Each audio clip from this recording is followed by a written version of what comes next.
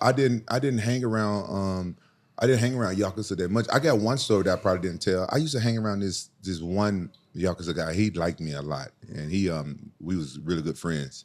He had like the pinky finger mix, and this guy was loaded. He used to always have people driving him around. And he used to buy gifts for my kids and stuff like that. And he was like a good guy. I remember he had the FaceTime on his phone like 8 years before iPhone even came out with FaceTime, right? And he used to FaceTime his kids and stuff like that. And one time we was hanging out at this like the little VIP lounges where they had girls and stuff in there, like hostess and stuff like that. And I don't know what happened and shit, right? I don't know what happened. I was hanging out and one guy came and said something to him in Japanese, like told him something like really close. And then they brought another Japanese guy in there and they had him by his collar and they just threw him down and didn't even care. He just started cussing at this guy in Japanese, and then he spit on the guy, kicked him and shit, and kicked the motherfucker out of the room. And he had his guy, and they took us out of the VIP lounge, and they took us into the bar. And all I heard back there, they must jump the shit out that motherfucker. And later on, the dude come out all like he was like ashamed. And they didn't hurt him super bad, but they him up and his shit was all rough. And then came out there and he brought us all rounds and we went back in the room and none of them motherfuckers act like shit happened. Yeah, they act like nothing happened. No, I'm good on that. I want no smoke with that boss. Let me hear you. That was the craziest thing. I was like blown away. For me, it was like watching a movie while I was there. I felt bad for the dude getting his ass kicked, but we don't know what he did, right? Yeah, but this is the thing though. The reason why later I found out the reason what happened is that the Yakuza, they not really bad people.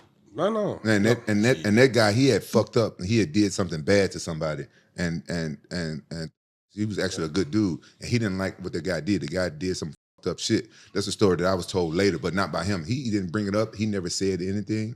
He never told me nothing else about it. But the other people, I was like, what was that about? And then the guy told me, like, yeah, the guy f- up all the time. So I think that guy was probably going to go get his pinky cut off or something. Well, It was crazy. Like after that slam, I got so popular in Japan. that the Yakuza, the head boss, wanted to meet me, and I went and met with the Yakuza, right? And I remember I was with my ex-wife. She was my girlfriend at the time, and I went there to meet the Yakuza. I never met any Yakuza. I seen him before. I never met him. And they were like, "Oh, my boss want to meet you. My boss want to meet you." I'm like, "I don't know what that means." I thought, like, I got a boss here. And they take me to this hostess club, and they go into the super VIP room, which is like, it's a hidden wall behind the bar. You can't see it, seamless wall. We went back there. It was a bunch of Japanese people back there watching Jackass, and they were smoking weed. And most, like our Jackass? yeah.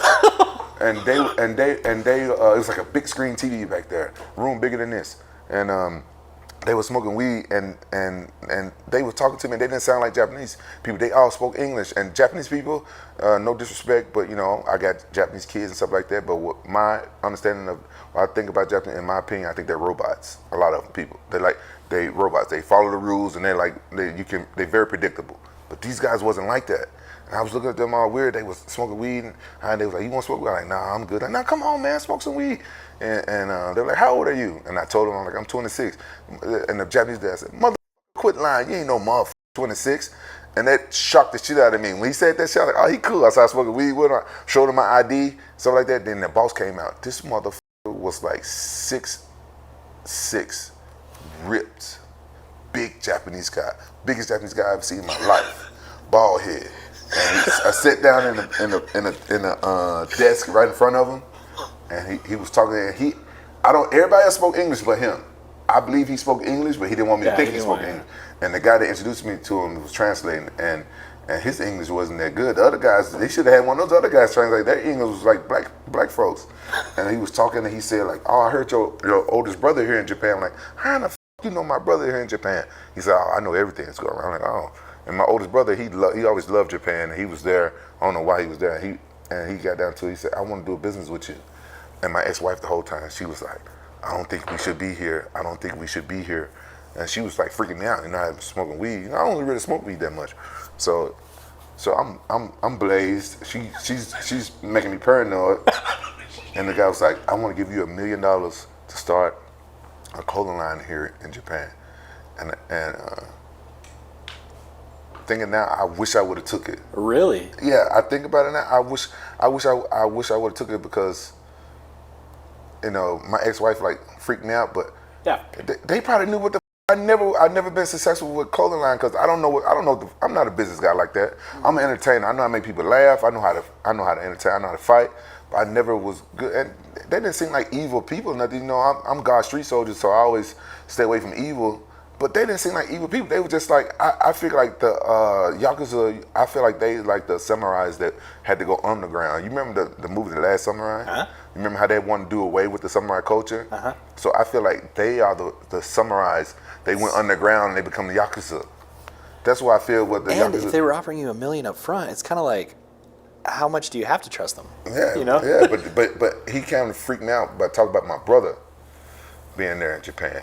So I'm like, is he trying to like? Well, and if you're blazed, dude, that paranoia is through Yeah. the roof. I wouldn't have done it either. I'd Yeah. been like, Yeah, but it was all because of that slam. I got so popular in Japan, bro. Whenever I went anywhere, but I was MMA was real popular in Japan at the time. It was like in the newspaper, it was on national TV. It was real, but after that slam, it was real, and all the Brazilians hated me. They tried to get that slam outlawed and everything.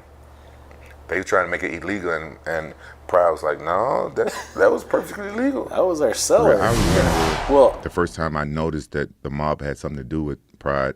I saw these guys walking down the hallway, like when we was doing like the piss test. Uh-huh. And I was coming back from the bathroom with my cup, and I just see these guys walk around in like nice expensive suits, and then everybody just put their head down, put their back against the wall, and just bow. Whoa. I was like, what the fuck? No, culture shock. I had no idea. Right. And then after a while, I asked somebody, they're like, oh, those are bosses. Those are Yakuza. Did they have missing fingers? And some of them did. You see some of that shit over there. Bro.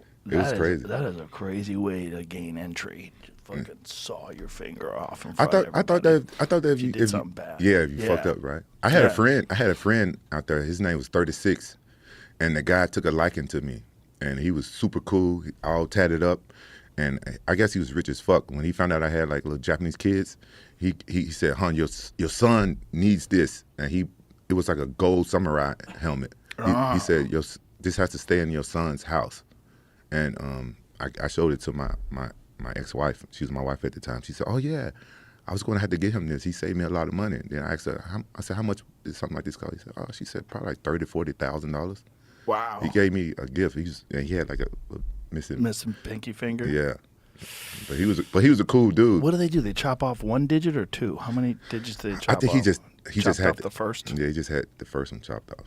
Yeah, it's like, if up again, then it's the second one. I don't know. Maybe to go to the other hand, I would think.